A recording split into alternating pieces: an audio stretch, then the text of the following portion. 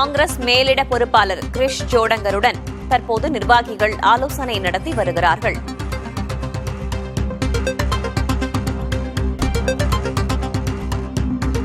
Tamil Nadu Congress committee தலைமை அலுவலகமான சத்தியமூர்த்தி பவனில் இந்த ஆலோசனை தற்போது தொடங்கி நடைபெற்று வருகிறது.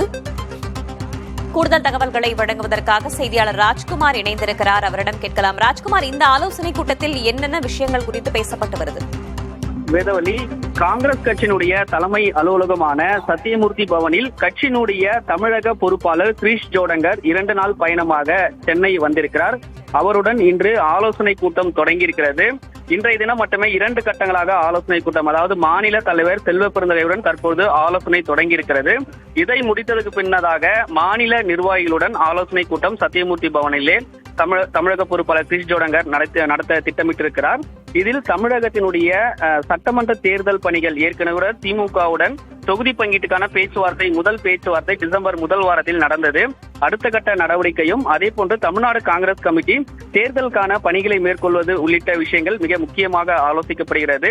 அதே போன்று சமீபத்தில் காங்கிரஸ் கட்சியினுடைய உட்கட்சி விவகாரங்கள் சில சிக்கல்கள் எழுந்திருக்கிறது.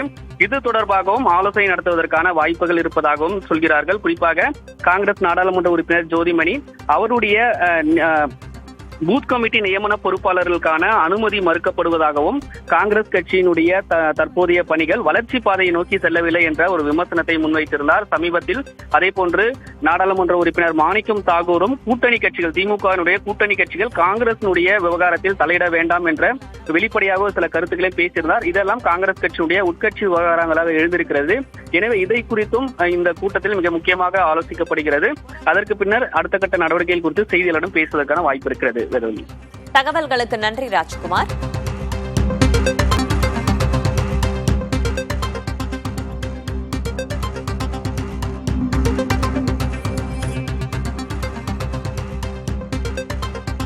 தொகுதி பங்கீடு தொடர்பாக திமுகவுடன் பேச்சுவார்த்தை நடைபெற்று வருவதாக காங்கிரஸ் கமிட்டியின் மாநில தலைவர் செல்வ பெருந்தகை தெரிவித்துள்ளார்.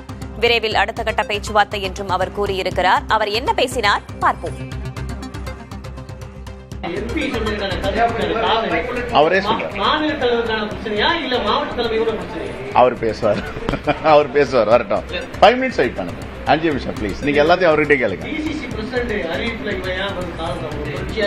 இல்ல அது வந்து அந்த process going on it will come another 2-3 days.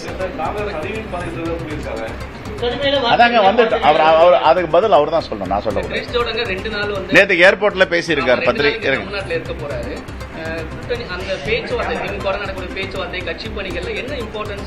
இல்லங்க, இப்போ திராவிட முன்னேற்ற கழகத்தின் தலைவர்கள்